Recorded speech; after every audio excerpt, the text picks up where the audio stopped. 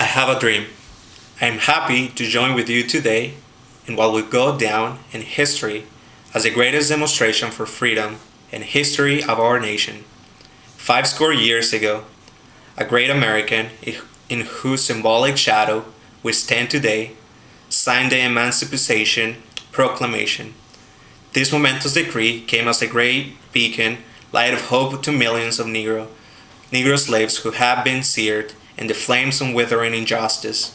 It came as a joyous daybreak to end the long night of their captivity. But 100 years later, the Negro still is no free. 100 years later, the life of a Negro is still sadly crippled by the manacles of segregation and the chains of discrimination. 100 years later, the Negro lives on a lonely island of poverty in the midst of a vast ocean of material prosperity.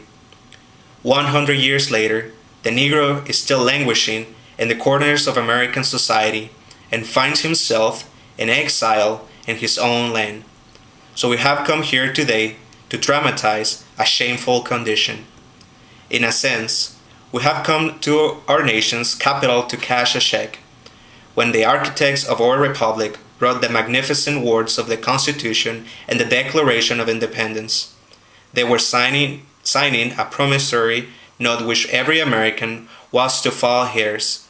Their note was promised that all men, yes, black men as well as white men, will be guaranteed the unalienable rights of life, liberty, and pursuit of happiness.